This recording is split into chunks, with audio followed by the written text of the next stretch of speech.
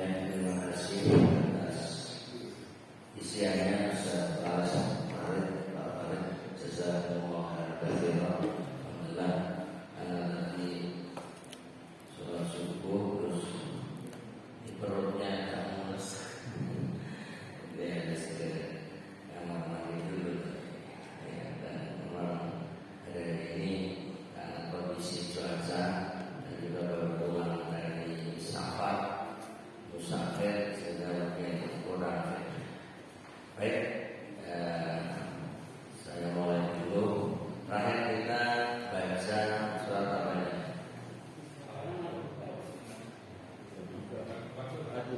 Wadduha halaman 120.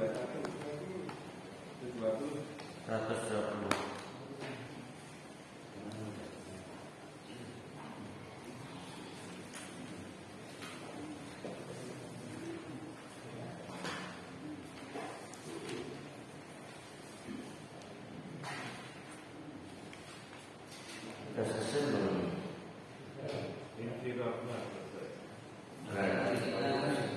Berarti kita masuk surat berikutnya. Al-Ayat. Oh sekarang itu. Baik.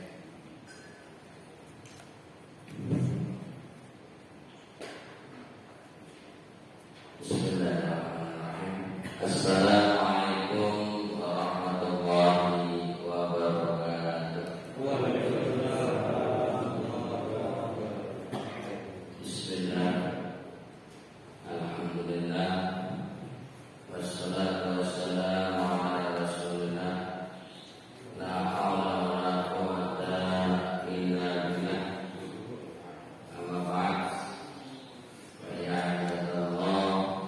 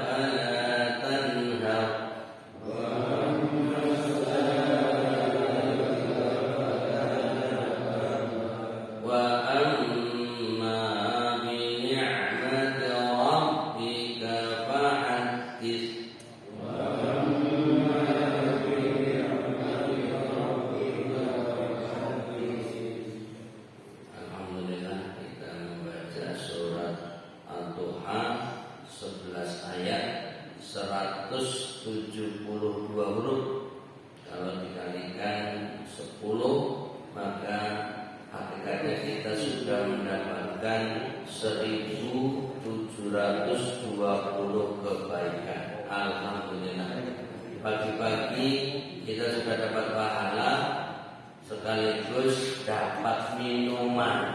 Monggo silakan minum dulu Bapak, Ibu. Monggo silakan. Bismillahirrahmanirrahim. Tapi kayaknya masih panas. Ya, tunggu. Alhamdulillah. Ya. Mari kita baca dulu terjemahannya. Ini terbitnya jam berapa ya?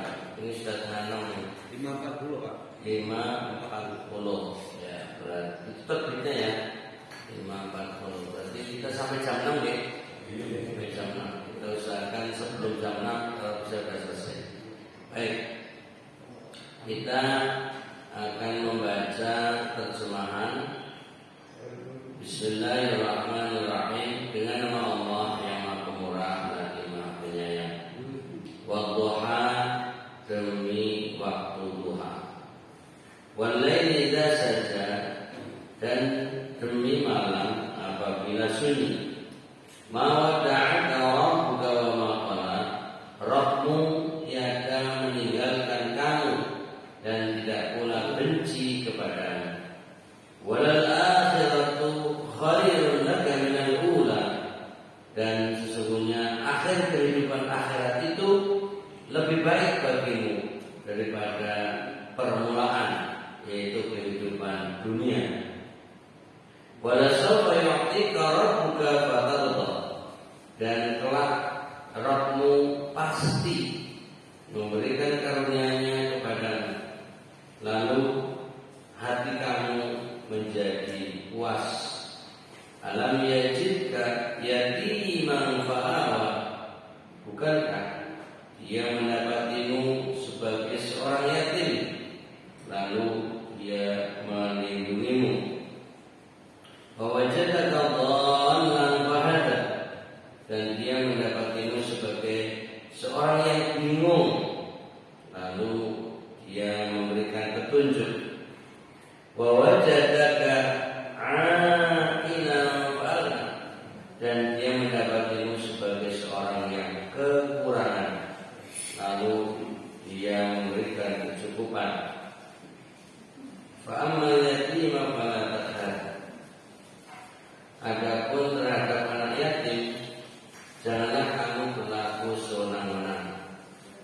Wa ammas sa'ila fala tanhar, dan terhadap orang yang meminta-minta janganlah kamu menghadapnya. Wa amma bi ni'mati rabbika fahaddits, dan terhadap nikmat Rabbmu hendaklah kamu menyebut-nyebutnya dengan bersyukur. Jamaah rahimakumullah, sebelum kita baca syarah mufradat, makna keseluruhan, penjelasan dan pelajaran, mungkin sekilas memetakan surat Ad-Duha dari ayat 1 itu Allah membuat sebuah sumpah dan memilih waktu duha. Wadduha, demi waktu duha. Ini menggambarkan bahwa betapa penting waktu pagi.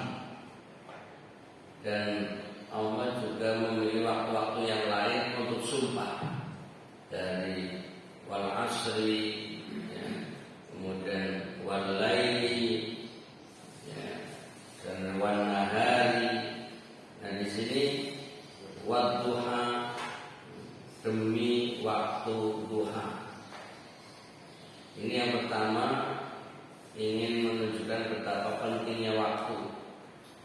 Kemudian menggambarkan suasana malam. Jadi dari waktu pagi langsung ke suasana malam. Walaili idza saja, dan demi malam apabila sunyi. Biasanya malam lawan katanya siang, tapi di sini memulai dengan duha, tapi kemudian dilanjutkan dengan waktu malam. Jadi hakikatnya dalam surat Ad-Duha ini semacam sirah nabawiyah. Jadi sebenarnya ini berkaitan dengan sejarah perjalanan hidup Nabi. Sehingga Allah memulai wadduha ibaratnya awal waktu munculnya matahari, itu seakan awal mula lahirnya Nabi dari kecil. Jadi menggambarkan sebuah ibarat yang kemudian pada akhirnya Nabi atau Muhammad SAW diangkat menjadi Nabi dan Rasul, tapi sempat ada berhenti turunnya wahyu. Ini yang kemudian nanti kita bisa baca di Sababun Nuzul, ya, sebab turunnya itu nanti digambarkan bahwa Nabi dihina, dicaci, dimaki, dilecehkan oleh orang-orang yang membencinya, sehingga Nabi merasa ditinggalkan Allah, atau Nabi memang dihina oleh mereka. Wahyu sudah putus, ya. Wahyu sudah tidak turun lagi. Tapi kemudian Allah menegaskan dengan menurunkan wahyu, yaitu surat Ad-Duha ini, dengan jawaban ayat ketiga, ma wadda'aka rabbuka, Rabbun tiada meninggalkan kamu, dan tidak pula wa ma qala, tidak pula benci kepadamu. Jadi ayat 3 ini hakikatnya untuk jawaban bagi orang-orang yang membenci di waktu itu. Kemudian Allah menegaskan pada ayat 4 perbandingan kehidupan dunia dan kehidupan akhirat. Walal akhiratu khairul laka minal ula, dan sesungguhnya akhirat itu lebih baik daripada kehidupan dunia. Ini mengisyaratkan bahwa Nabi Muhammad SAW begitu mulai mendapatkan wahyu, sudah tidak lagi banyak memikirkan urusan dunia dalam arti penghidupan yang berlebihan. Karena di usia 40 Nabi sudah banyak mencari ketenangan, sudah banyak menyendiri, uzlah, bertahanus, menyepi. Yang kita tahu beliau berada di bukit atau gunung Nur yang ada guanya bernama Hiro, yang pada akhirnya mendapatkan wahyu setelah sekian bulan pencarian, mencari ketenangan. Nah, ini kan sudah menggambarkan bahwa beliau memilih ketenangan batin, sudah tidak lagi melihat dan memikirkan dunia. Jadi itu sudah diawali sejak usia 40. Pertanyaan, kita bisa nyunah enggak? Nyunah saja dulu. Jadi nyunah dalam berpikir saja dulu. Artinya pola pikir kita sudah tidak fokus ke dunia, tapi lebih memikirkan dan mementingkan akhirat. Sekalipun mungkin aktivitas kita belum bisa 100% seperti Nabi, akhirat. Kalau kita kan masih kerja. Jadi masih bergerak terus. Ini tentu ayat ini mengingatkan dan menggambarkan kehidupan Nabi itu sendiri. Walal akhiratu khairul laka minal ula. Jadi dan sungguhnya akhirat, kehidupan akhirat itu lebih baik dari kehidupan dunia. Kemudian pada ayat 5, wala sawfa yu'tika rabbuka fatarda, dan kelak Rabbmu pasti memberikan karunia-Nya kepadamu, lalu hati kamu menjadi puas. Nah, ini tentu kalimat-kalimat yang Allah berikan seakan bicara langsung kepada Nabi Muhammad SAW. Sehingga kalimat-kalimatnya dari awal, ma wadda'aka rabbuka, jadi Rabbmu, Tuhanmu tidak meninggalkanmu, ya, walal akhiratu khairul laka, dan kehidupan akhirat lebih baik bagimu. Nah, jadi seperti ayat-ayat ini khusus untuk Nabi. Kemudian wala sawfa yu'tika rabbuka, dan kelak Rabbu pasti memberikan karunia kepadamu. Yu'tika rabbuka.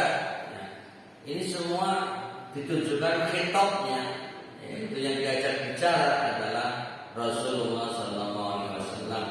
Fa tardo, dan engkau menjadi puas, menjadi ridho, rela menerima karunia Allah. Nah, ini seperti ayat-ayat yang khusus ditujukan kepada Nabi. Kalau kita melihatnya secara zahirnya, tapi kemudian tentu tidak hanya untuk Nabi, dan ini ayat-ayat yang berlaku untuk umum, karena memang banyak ayat Al-Quran yang khitabnya Nabi Muhammad SAW. Khitab itu adalah yang diajak bicara, ya. Nabi khusus, tapi kemudian untuk umatnya. Ini yang perlu kita pahami. Kemudian masih berlanjut, bagaimana pada ayat 6, alam yajidka yatiman fa'al. Ini mulai masuk mengingatkan masa kecil Nabi yang berstatus anak yatim. Ini seperti mengingatkan sejarah masa hidupnya. Bukankah ya, dia Allah yajidka, mendapatimu kepada Muhammad, yatiman, dalam kondisi seorang yatim, yaitu dia saat lahir tanpa melihat ayahnya karena sudah wafat sebelum lahir. Kemudian fa'awa, dan dia melindungi. Nah, ini seperti Allah mengingatkan kembali masa kecil Nabi Muhammad SAW sebagai anak yatim.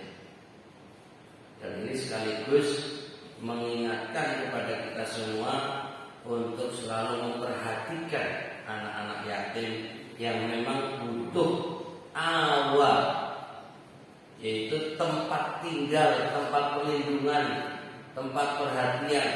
Kalau tadi Pak Farid mengatakan tentang rahmah kasih sayang. Jadi hal yang sangat penting di antara sekian hal yang penting lainnya adalah perhatian dan kasih sayang. Yang anak yatim kehilangan itu, kehilangan ayah, maka kehilangan perhatian dan kasih sayang dari ayahnya. Nah ini makanya ayat ini seperti mengingatkan kehidupan Nabi sekaligus ya, mengajak kita semua untuk memperhatikan anak yatim. Kemudian pada ayat 7, wa wajadaka dhallan fahada, dan dia mendapatimu sebagai seorang yang bingung. Nah ini di ayat 7 ini langsung lompat ke usia-usia 40-an. Jadi yatim berarti mengenai masa kecilnya. Ketika di ayat 7 itu bicara di masa-masa Nabi pencarian kebenaran. Di saat kaum Quraisy sibuk dengan dunianya, dengan perdagangannya, dengan bisnisnya, dan juga dalam cara-cara ibadah mereka yang menyembah patung berhala.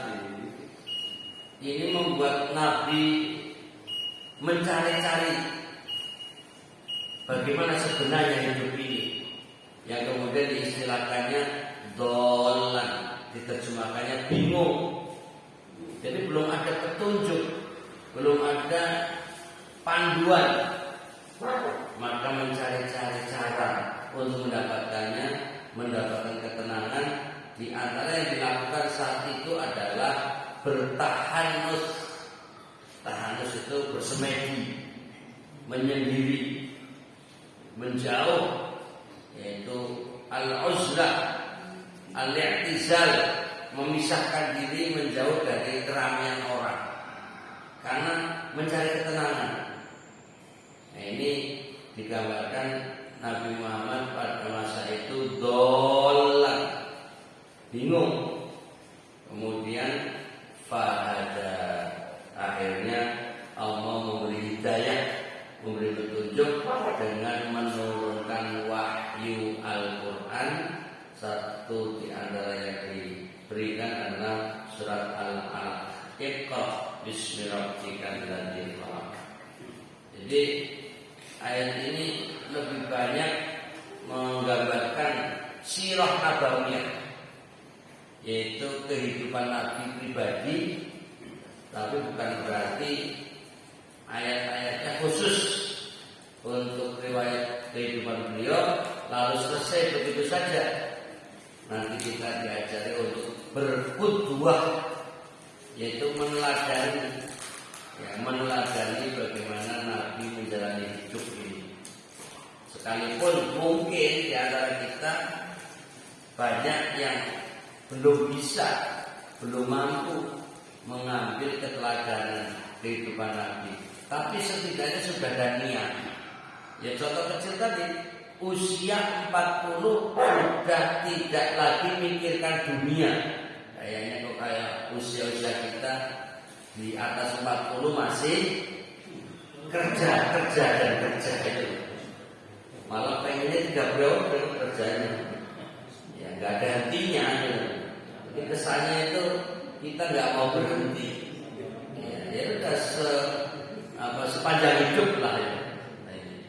Nah ini kita kayaknya tidak merenung kembali bagaimana kehidupan yang dijalani Nabi. Jadi membatasi dunia di usia 40. Lalu sisanya 23 tahun belakangan Nabi itu memiliki akhirat, dakwah, tauhid. Jadi mengajak orang kebaikan, mengajak orang bertauhid. yang sampai akhir hayatnya Nabi sendiri tidak banyak mengumpulkan harta lagi. Ya, ya ini tentu bagi sebagian kita mungkin tidak siap. Sekelas Nabi sempat hutang, gitu. Ya, sempat hutang dengan menggadaikan baju perang. Nah, itu nanti pada sejarah-sejarah Nabi sudah di Madinah. Ya, ini untuk menggambarkan ya, betapa hidupnya Nabi apa adanya. Ketika Nabi pernah bertanya kepada istrinya, salah satunya Aisyah, sarapan apa pagi ini? Apa menunya? Tapi yang kemudian Aisyah jawab, belum ada menu apapun yang untuk sarapan. Apa? Nabi merespon jawaban sang istri, ya sudah, saya puasa hari ini. Jadi artinya sudah tidak lagi memikirkan urusan perut. Ya sudah, kalau memang tidak ada, kalau begitu saya puasa. Ini dari sisi Nabi sudah tidak begitu butuh makan. Hanya nanya, nggak ada ya sudah. Terlepas nanti secara hukum fikih apa boleh niat dadaan dulu. Ya itu nanti pembahasannya di ilmu fikih. Loh, apa Nabi semalam tidak niat? Kok tiba-tiba begitu tidak ada makanan dan dari subuh memang belum makan apa-apa, mau sarapan nggak ada yang dimakan, langsung saya puasa. Iya, iya. Jadi artinya cerita itu kemudian para ulama menganalisa, oh, yang Nabi lakukan puasa sunnah, lalu menyimpulkan ini kan kesimpulan ulama. Ya, dan itu apa yang dilakukan Nabi menjadi panduan dan pedoman. Oh, ini kan bukan Ramadan, jadi puasa sunnah. Artinya disimpulkan boleh niat puasa sunnah dari pagi, nah, itu bisa. Selama dari subuh sampai waktu itu belum makan. Itu analisa dari para ulama. Ya, kalau nanti Ramadan, para ulama menyimpulkan harus niat dari malamnya. Nah ini nanti pendekatan ilmu fikih. Sementara kalau kita sekarang lagi melihat sisi hikmah kehidupan Nabi, bahwa beliau digambarkan sebagai orang yang dulunya juga kekurangan, lalu pada pertengahan kehidupannya berkecukupan, yang akhirnya kemudian beliau mencukupkan diri sehingga tidak lagi mengejar dunia. Nah kita lihat pada ayat 8, wa wajadaka 'ailan fa'alna, dan dia mendapatimu sebagai seorang yang kekurangan. Ini kembali lagi kepada masa kecilnya. Bagaimana seorang Muhammad balita yang tidak punya ayah dilihat oleh seorang calon pengasuh, yaitu Halimah dan suaminya Halimah Sa'diyah yang sedang mencari balita untuk diasuh, untuk disusui. Begitu melihat Muhammad tidak punya ayah dan melihat suasana keluarganya atau mungkin rumahnya dan gambaran, wah ini orang tidak mampu, maka Halimah tidak bersedia merawatnya, sehingga Halimah mencari balita lain. Ini sirah nabawiyah, artinya sejarah Nabi masa lalu, sehingga untuk mengisyaratkan berarti kondisi ekonominya sangat, ya kalau bahasa ayatnya akilan, yaitu yang kekurangan. Mungkin bahasa yang menyedihkan, memprihatinkan. Jadi Nabi mengalami hidup yang sangat minus. Kalau bahasa Indonesia biasanya kan hidup di bawah garis kemiskinan. Oh, ini sangat menyedihkan.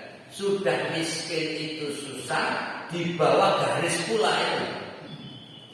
Jadi hidup di bawah garis kemiskinan. Ini malah digambarkan banyak masyarakat Indonesia seperti itu. Terlepas ya kalau saat ini sering digaung-gaungkan ini dalam dunia politik. Wah, ini semakin meningkat ekonomi kita, semakin membaik, ya, suasana rakyat kita makmur. Ya, itu biasa yang disampaikan secara resmi di forum-forum tertentu tanpa melihat ngantri golek minyak. Itu kan sudah menggambarkan ada kekurangan di situ. Nah, ini sedikit sentilan-sentilan, ya, sentilan-sentilun lah. Ini artinya biar ada keterkaitan bahwa ada kondisi kekurangan. Nah, tapi pada akhirnya fa'alna. Nah, itu lompat ke masa remaja, ke masa pernikahan, bertemu dengan Khadijah yang akhirnya menjadi Muhammad yang mapan. Nah, ini fa'alna itu lalu memberikan kecukupan. Jadi di masa balita kondisinya ya kekurangan, kemudian begitu di usia anak-anak juga kekurangan sehingga harus menjadi pengembala kambing. Jadi Nabi Muhammad kecil itu cah angon. Sampai di Indonesia ada bahasa Jawa itu cah angon apa itu lagunya itu. Itu sebenarnya untuk mengisyaratkan sejarah masa lalu Nabi. Jadi artinya bahwa ini menggambarkan suasana kehidupan Nabi masa lalu. Tapi ini bukan hanya sekedar cerita, bukan sekedar dongeng, bukan sekedar sirah yang kosong dan hampa. Harus kita ambil pelajaran setiap poin-poin kehidupannya untuk diri kita maupun kita memotivasi orang lain. Jadi mesti penuh hikmah, syarat makna dalam perjalanan hidup Nabi Muhammad SAW. Sehingga surat Ad-Duha yang lebih banyak bicara tentang sirah nabawiyah tidak hampa, tidak hanya cerita, tapi ini adalah justru sebagai panduan dalam menjalani kehidupan untuk kita semua. Kemudian pada ayat 9 dan ayat 10 ini seperti Nabi diingatkan ya oleh Allah Ta'ala, fa ammal yatima fala taqhar. Adapun terhadap anak yatim janganlah kamu berlaku sewenang-wenang. Jadi Nabi diingatkan Allah, dulu engkau adalah anak yatim. Berarti Anda tahu bagaimana rasanya anak yatim. Karena itu jangan sekali-kali berlaku sewenang-wenang pada anak yatim. Jadi naluri Nabi sendiri sebenarnya sudah mengalir begitu. Saya dulu anak yatim, maka tidak mungkin saya menyakiti anak yatim. Itu sudah satu garis yang pasti menyatu pada dirinya. Tapi tetap saja Allah mengingatkan kepada Nabi. Ini juga sebagai isyarat, walaupun kita yang mungkin tahu, berilmu, mengerti, lalu diingatkan, jangan sombong, merasa aku seperti gitu. Jadi sekelas Nabi yang hidup mengalami yatim di masa kecil masih diingatkan, jangan sekali-kali berbuat sewenang-wenang terhadap anak yatim. Kasarannya begini, tanpa diingatkan pasti Nabi penuh sayang, penuh kasih sayang kepada anak yatim, tapi tetap Allah mengingatkan. Ini memberi isyarat kepada kita, siapapun kita, walaupun mengalami, ya, merasakan dari sisi apapun, lalu ada yang mengingatkan, jangan tersinggung, jangan merasa aku ngerti. Orang semua diingatkan, gak usah kasih tahu, gak usah diajari dan seterusnya. Ini ayat mengajari kita dari sisi hikmah bahwa kita harus bertawadhu, harus menerima masukan-masukan dari pihak lain. Dalam hal ini Nabi yang mengalami kehidupan yatim di masa kecil masih diingatkan, fa ammal yatima fala taqhar. Adapun terhadap anak yatim janganlah kamu berlaku sewenang-wenang. Sekalipun hakikatnya Nabi tidak pernah berbuat sewenang-wenang terhadap anak yatim. Bahkan terus Nabi memotivasi umatnya bahwa kafirul yatim, ya, orang yang mengasuh anak yatim maka seperti apa itu namanya, dua jari ini. Jadi saya dengan saya dengan orang yang kafirul yatim, yang merawat anak yatim, maka seperti dua jari ini. Fil jannah, nanti di surga. Jadi ini Nabi motivasi, ayo mengasuh anak yatim, memperhatikan anak yatim, peduli pada anak yatim, nanti di surga bersamaku seperti dua jari ini yang berdekatan. Ini cara Nabi mengajak orang agar tetap perhatian terhadap anak yatim. Itu otomatis Nabi tidak mungkin berbuat sewenang-wenang terhadap anak yatim. Tapi ayatnya terus dibacakan untuk mengingatkan. Dan ayat ini seperti mengingatkannya kepada Nabi terus. Fala takbar, engkau jangan menghardik. Jadi itu ditujukan kepada Nabi, tapi kemudian ayat ini berlaku kepada umat Islam. Dan pada ayat 10, karena tadi bahwa Nabi di masa kecilnya hidupnya kekurangan. Lalu ayat 10 mengingatkan lagi, wa ammas-sa'ila fala tanhar. Dan terhadap orang yang meminta-minta, janganlah kamu menghardiknya. Artinya, hai Muhammad, kamu dulu juga miskin, kamu dulu juga penuh kekurangan. Maka kalau sekarang berhadapan dengan orang miskin, dengan orang yang minta-minta, jangan sekali-kali menghinanya, jangan sekali-kali menghardiknya. Berilah bantuan kalau memungkinkan. Kalau tidak, jangan marah, jangan mengusir, jangan mencaci, jangan menghina, jangan memaki. Itu keterkaitan masa kecil Muhammad miskin, maka nanti ketika berhadapan dengan orang miskin, jangan menghina. Jadi Nabi mengalami dua hal, yatim dan kemiskinan. Lalu diingatkan, jangan menghina, jangan menghardik anak yatim, jangan berlaku sewenang-wenang terhadap anak yatim, dan jangan menghardik kepada orang miskin. Cuma bahasanya as-sa'il, peminta-minta. Ini lebih dahsyat dari sekedar orang miskin. Ada orang miskin yang bertahan dengan kondisinya tanpa meminta-minta. Nah, kalau ini sudah pada tingkatan sampai meminta-minta, berarti sudah di bawah garis kemiskinan. Terlepas sekarang juga ada model-model penipuan, itu urusan lain.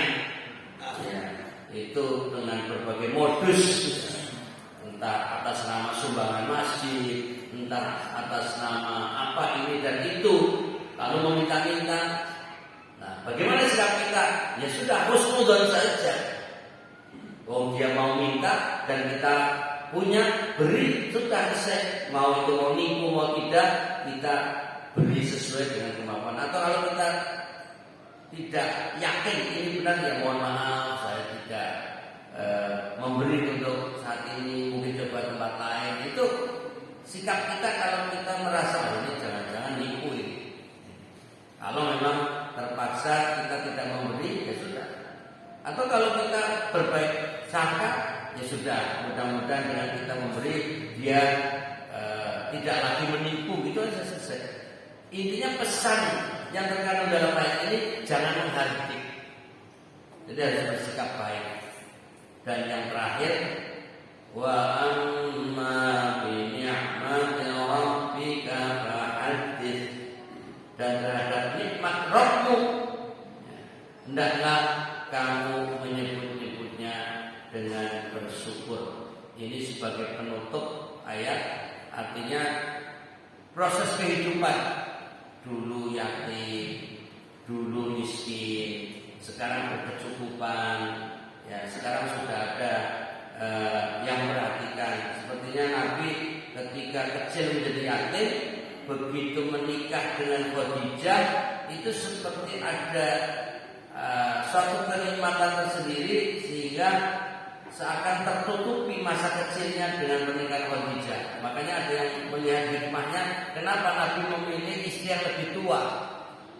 Karena di masa kecilnya kehilangan kasih sayang perhatian orang tua, baik ayah karena lahir yatim maupun ibu karena meninggal ibunya Muhammad masih usia 6 tahun, sehingga merasa kehilangan kasih sayang orang tua.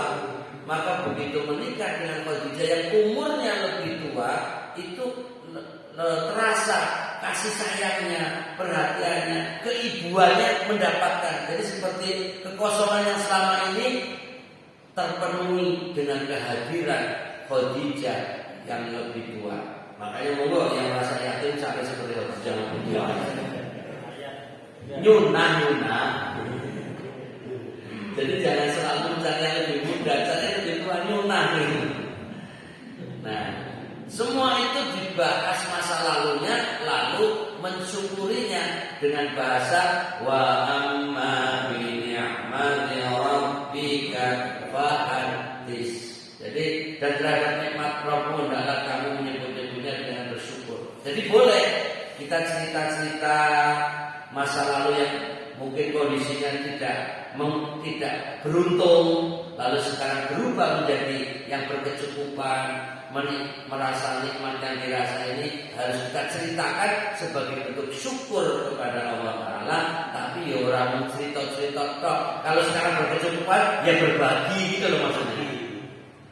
Satu sisi cerita untuk merasakan ini perubahan yang menyenangkan, tapi sisi yang lain buktikan syukur dengan berbagi. Mudah-mudahan kita semuanya mendapatkan kebaikan. Amin. Ya, amin. Mungkin tadi pesan Pak Farid untuk pembahasannya waktunya sudah tidak memungkinkan, yaitu tentang perbedaan berlapar dada gitu ya. Nanti mungkin pada waktu yang datang. Kita akhiri subhanallah.